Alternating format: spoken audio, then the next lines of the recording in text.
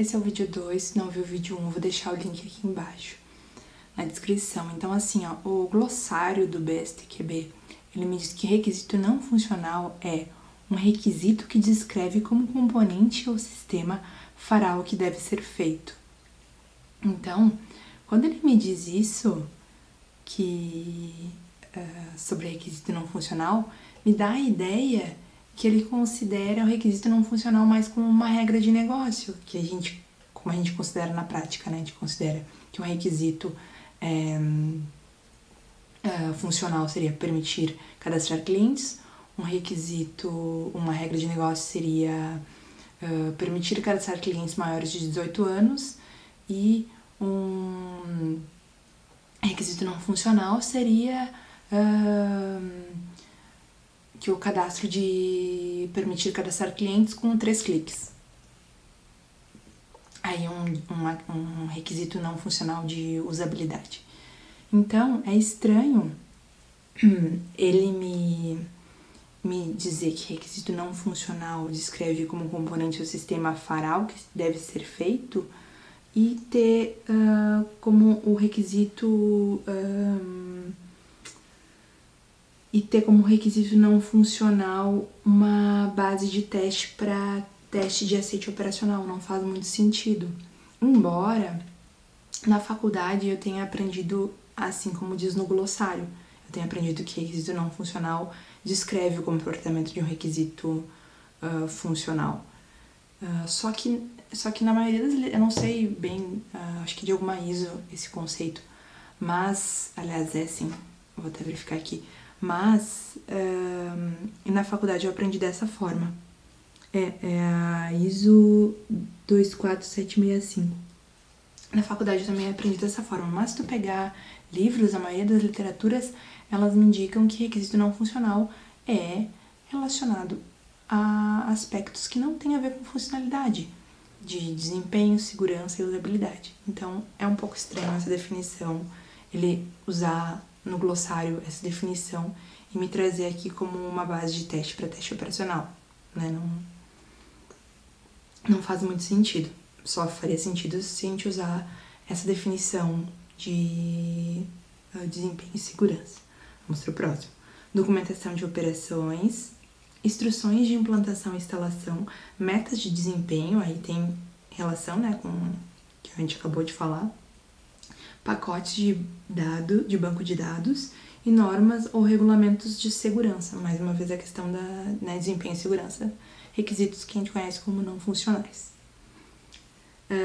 Objetos de teste típicos, sistemas sob teste, eu não sei porque ele fala isso, sistema sob teste, acho que ele quer dizer que é o sistema, né, que eu tô testando, mas enfim, é estranho essa forma que ele escreve. Configuração do sistema e dados de configuração, processos de negócio para um sistema totalmente integrado, processos operacionais e de manutenção, formulários, relatórios, dados de produção existentes e convertidos, defeitos e falhas típicas. Fluxos de trabalho do sistema não atendem aos requisitos do negócio ou do usuário. Regras de negócio não são implementadas corretamente. O sistema não satisfaz os requisitos contratuais ou regulatórios. Falhas não funcionais, vulnerabilidade de segurança e desempenho. Então, fecha muito com requisitos não funcionais dentro do contexto que a maioria conhece, não dentro do contexto que ele me diz lá no glossário. Abordagens e responsabilidades específicas, geralmente de responsabilidade dos clientes, usuários de negócio, proprietários de produto ou operadores do sistema. Geralmente é o último nível de testes, mas pode também ocorrer em outros momentos, como é que ele me dá 2 exemplos que eu não vi sentido, que são os seguintes. O teste de aceite de um produto de software de prateleira pode ocorrer quando instalado ou integrado. Pelo que ele me... Ok, realmente o teste de aceite de um produto de software de prateleira pode ocorrer quando instalado ou integrado, né? Que seria um teste beta, que é o teste lá de produção que eu libero para um grupo de usuários, né? Só que geralmente isso é o último nível. Não vejo muito sentido de eu botar um teste beta e não ter nenhum teste de sistema antes, né? Então, eu vou achar muito defeito. E o objetivo do teste de aceite não é achar defeitos. São os únicos defeitos que eu quero achar no teste beta, são defeitos relacionados a ambientes difíceis de serem reproduzidos. Eu não quero achar defeito de básico, digamos assim, defeito de eu clicar num botão e não acontecer nada, de eu clicar num botão e apagar tudo que estava no meu formulário. Esse tipo de defeito não é para encontrar aqui no teste de aceite. Então, por que eu vou fazer um teste de aceite antes de um teste de sistema? Em que situação de aplicação real que vai fazer sentido eu colocar um teste de aceite como não sendo o último nível? Um outro exemplo que ele me dá, que também pouco me ajuda, é: em um novo aprimoramento funcional pode ocorrer antes de teste do sistema. Mais uma vez, tudo bem, fiz uma nova funcionalidade do sistema, vou liberar para homologação, mas antes de liberar para homologação do cliente, por quê? Porque eu não vou fazer um teste de sistema, para que eu vou deixar estourar erro pro cliente, entendeu? Então, não sei, a gente tem que saber que normalmente é o último nível, mas pode ser que não seja, mas agora entender porque eu não entendi ainda. Mas enfim, né? Vamos pro próximo. Então agora a gente conclui a parte de níveis de teste e entra para tipos de teste. Tipos de testes, ele me diz que é um grupo de teste destinado a testar as características específicas de um sistema ou parte dele com base em objetivos específicos de teste. Objetivos: avaliar as características de qualidade funcional, que seria o teste funcional. Segundo objetivo: avaliar as características de qualidade não funcional, que seria o teste não funcional. O próximo objetivo: avaliar se a estrutura ou a arquitetura do componente ou sistema está correta, completa e especificada. Esse aqui é o meu teste de caixa branca. E por último, avaliar os efeitos das alterações, que são o teste de regressão e teste de confirmação, que são os testes relacionados à mudança, que eu também já falei um pouco lá no capítulo 1. Então, o primeiro que ele me fala é o teste funcional. O teste funcional ele avalia as funções que o sistema deve executar. Devem ser realizados em todos os níveis de teste. Então, até isso a gente já falou, né? Que eu faço um teste funcional, que eu verifico o comportamento funcional do sistema desde o teste de componente, depois no teste de integração, no teste de sistema e no próprio teste de aceite. Portanto, técnicas de caixa preta podem ser usadas.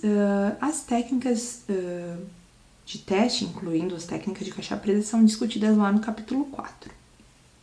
Mas a técnica de caixa preta é basicamente quando eu não conheço a estrutura do sistema, eu não tenho acesso à estrutura do sistema, ou seja, o código. Então eu me concentro nas entradas e nas saídas esperadas, né?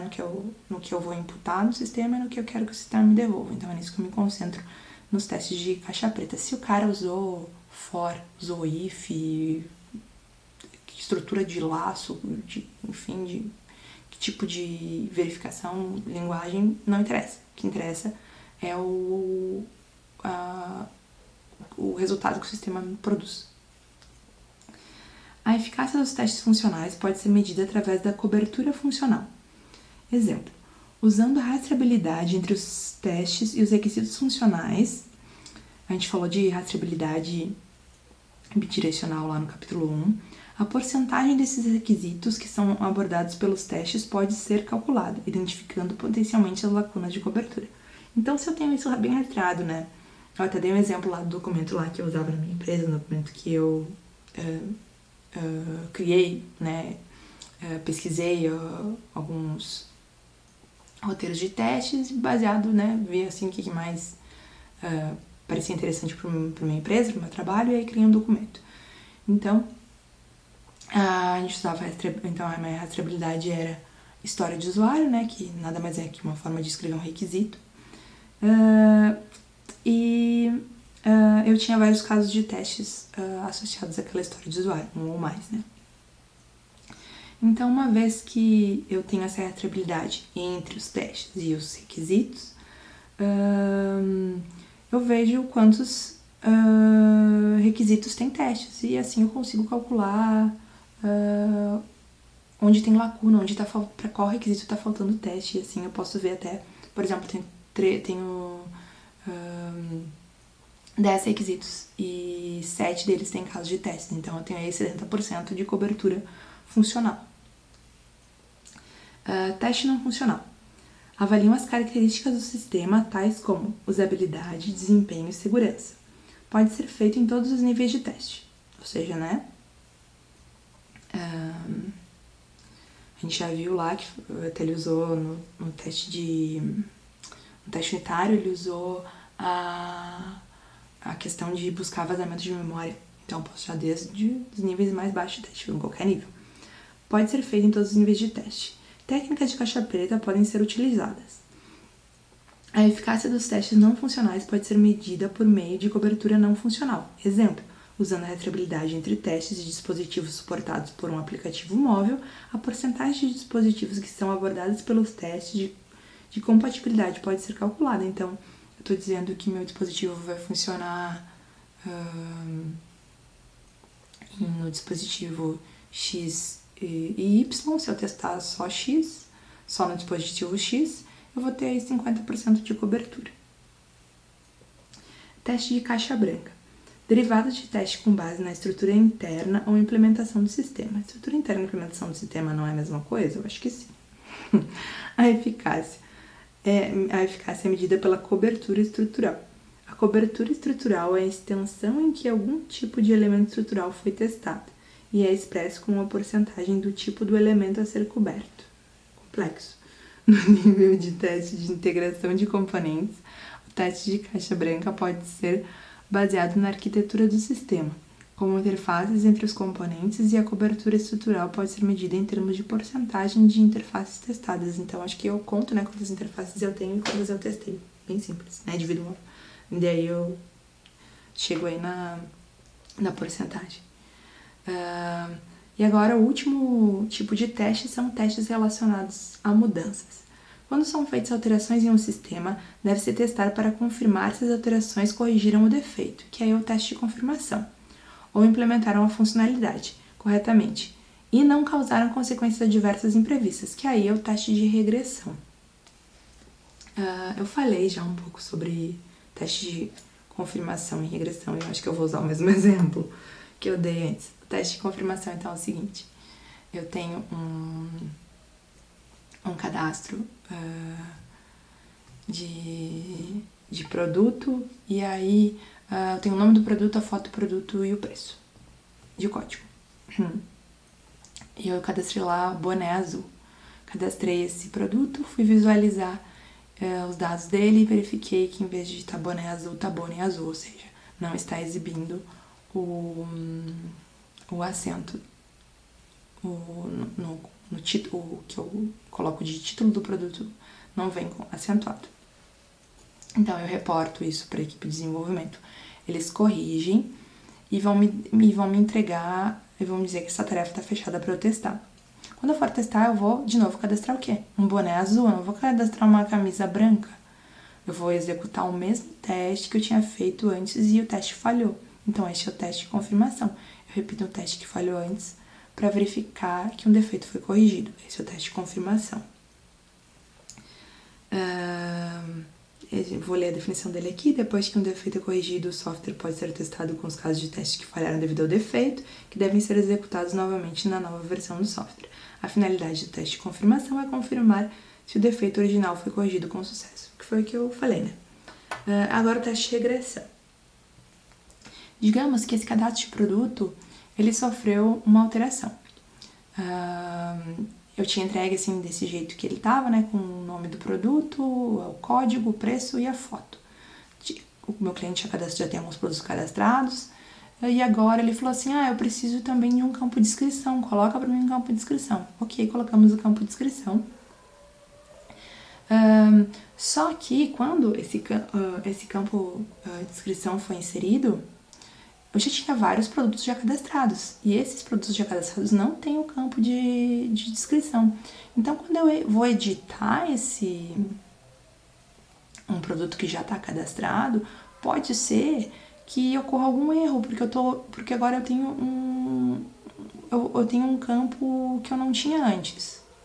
Então, sei lá, se esse campo de descrição for obrigatório, eu tentar editar um produto, talvez ele não aceite eu fazer a edição desse produto sem agora preencher esse campo obrigatório, que agora era obrigatório, mas quando eu cadastrei não era obrigatório. Então, o teste de regressão, ele garante que aquilo que funcionava antes permaneça funcionando. Ou pode ser que, pior ainda, pode ser que quando eu clique em editar dê um erro justamente por eu ter agora um novo campo que antes eu não tinha. Então, o teste de regressão é isso. É eu garantir que uma modificação, seja ela corretiva ou evolutiva, né, uma nova funcionalidade, que foi esse caso, ou até mesmo a correção de um defeito, não gere efeitos colaterais, não insiram novos bugs no sistema. Então, esse é o teste de regressão. Ele evita com que o sistema regrida. Por isso, regressão.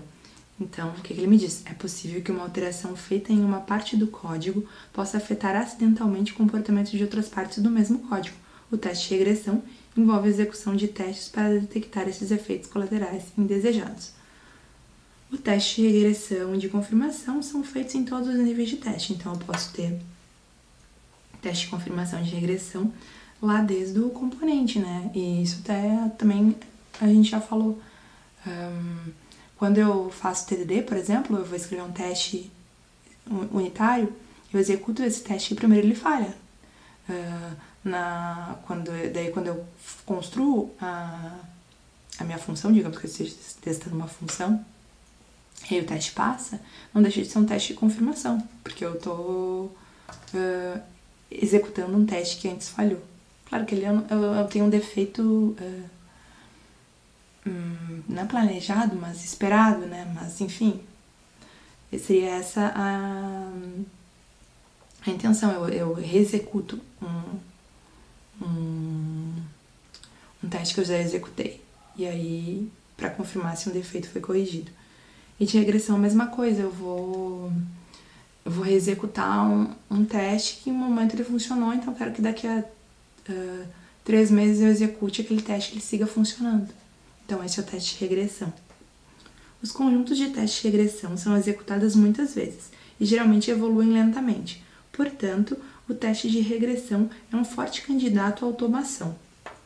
A automação desses testes deve começar no início do projeto. Isso fala melhor lá no capítulo 6, que é das ferramentas de teste, e fala daí de automação de testes. Tipos de teste e níveis de teste. É possível executar qualquer um dos tipos de testes mencionados em qualquer nível de teste. Porém, não é necessário para todos os softwares ter todos os tipos de testes representados em todos os níveis. Então, ele me disse que eu posso combinar tipos e níveis de testes, qualquer um. Mas alguns me parecem não fazer muito sentido, embora ele dê exemplos, mas eu também não entendi os exemplos. Porque assim, tu imagina um teste caixa branca em nível de aceite. É meio estranho, né? O cliente vai ter acesso à estrutura do sistema, né? Ao código. É bem estranho. Então, esse aqui também foi uma parte que eu fiquei meio sem entender, assim, aceitei, ele me diz que pode em todos os níveis, então se tiver uma pergunta dizendo que pode em todos os níveis, eu vou dizer que pode, mas na prática eu achei difícil de aplicar. Depois ele me fala sobre teste de manutenção. Depois de implantados em ambientes de produção, os softwares precisam ser mantidos, né? Então, mesmo que eu entregue um sistema inteiro, com o passar do tempo, né, ali que o cliente vai usando, ele vai identificando novas funcionalidades, novos campos que ele quer inserir. Então, isso faz parte da manutenção. Próprios defeitos que vão aparecendo decorrentes do uso faz parte também da manutenção. O escopo do teste de manutenção depende do grau de risco da mudança, tamanho do sistema existente e tamanho da mudança.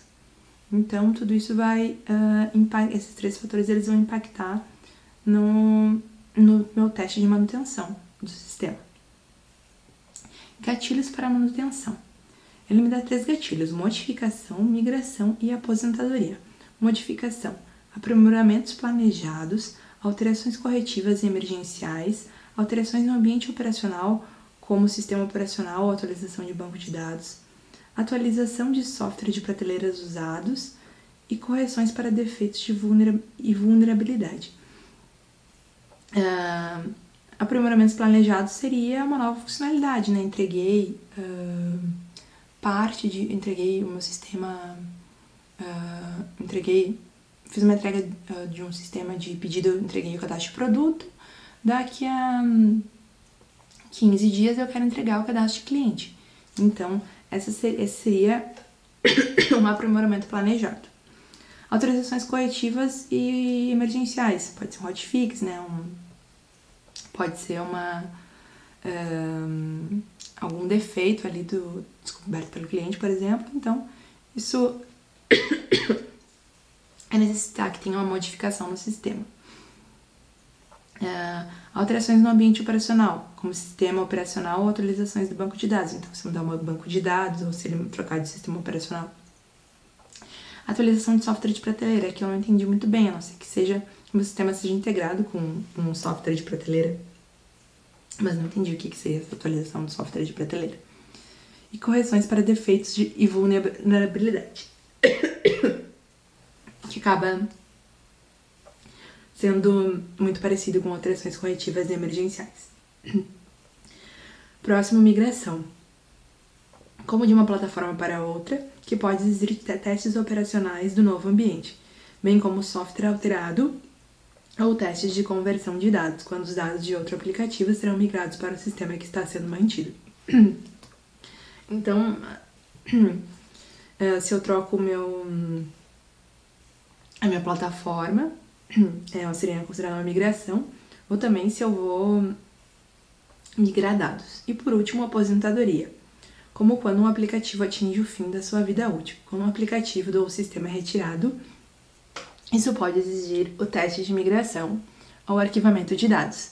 Se forem necessários longos períodos de retenção de dados, também podem ser necessários testar os procedimentos de restauração e recuperação após o arquivamento por longos períodos de retenção. Além disso, testes de regressão podem ser necessários para garantir que qualquer funcionalidade e serviço ainda funcione. Então, digamos que eu vou remover um módulo do sistema. Enfim, eu tenho lá um sistema de pedidos e tenho um módulo de orçamento. De repente, eu não quero mais ter um módulo de orçamento e quero remover. A remoção desse módulo de orçamento não deve impactar para que todo o resto do sistema ali, meu pedido, meu cadastro de produto, cadastro de cliente, continue funcionando. Então, isso seria um exemplo de aposentadoria. Depois eu tenho análise de impacto para a manutenção. Avalie as alterações feitas para uma liberação de manutenção, identificando os resultados esperados, os possíveis efeitos colaterais provocados, e para identificar as áreas dos sistemas que serão afetadas. Pode ajudar a identificar o impacto de uma mudança nos testes existentes. Então, nossa, eu tô mal. Além de identificar o impacto no sistema em si, né? O que eu mexer ali, seja alterar meu orçamento ou até mexer na rotina de orçamento vai afetar no resto do sistema, ele também avalia o impacto nos meus testes existentes. Uma vez que eu altere uma regra de negócio, se eu tenho uma regra de negócio que antes era frete grátis a partir de R$50 e essa regra muda para frete grátis a partir de R$100, o meu teste baseado na regra de negócio frete até R$50 se torna obsoleto. Então isso tem um impacto nos meus testes também, naqueles casos de testes que eu já tenho escritos, na vez está automatizado, no teste automatizado. Então, essa análise de impacto também verifica isso. A análise de impacto pode ser feita antes de uma mudança ser realizada, com base nas potenciais consequências em outras áreas dos sistemas para determinar se a mudança deve ser feita. Análise de impacto pode ser difícil se especificações estão desatualizadas ou ausentes, né? Se eu não tenho especificação, fica difícil eu analisar a relação de um módulo com o outro, se eu não tenho uma documentação. Casos de testes não estão documentados ou atualizados, então se eu não tiver lá um caso de teste da regra de R$50 de frete, ou se ele estiver desatualizado, fica difícil analisar o impacto que essa nova regra vai trazer. A rastreabilidade bidimensional entre os testes e a base de testes não for mantida, a mesma coisa. Se eu tenho essa regra de frete R$50 e não sei que testes eu tenho associados, eu não tenho a rastreabilidade, então eu não tenho como avaliar o impacto que isso vai ter nos meus testes. O suporte das ferramentas é fraco ou inexistente, é que eu não entendi que ferramenta. Não sei se a ferramenta tipo que eu uso pra fazer a rastreabilidade, será? Caso eu utilize uma ferramenta para fazer essa rastreabilidade, não sei exatamente que ferramenta. As pessoas envolvidas não possuem conhecimento do domínio ou sistema. Então, se eu tô fazendo um sistema, sei lá, veterinário, e as pessoas não sabem nada do negócio, né? Não, sei lá, não tenho analista de negócio, então, né, nem analista de sistema, então não tem ninguém que conhece do negócio. Fica complicado de fazer uma análise de impacto, né? Ou eu tenho programadores que acabaram de entrar naquele... Não só programadores, mas enfim, pessoas que acabaram de entrar naquele projeto, elas não conhecem, aquele sistema já existe. Então se torna mais difícil. Outra coisa que ele me fala, eu acho que aqui teve um erro de digitação. Porque nos sílabas me diz o seguinte: não foi dada atenção insuficiente à manutenção do software durante o seu desenvolvimento.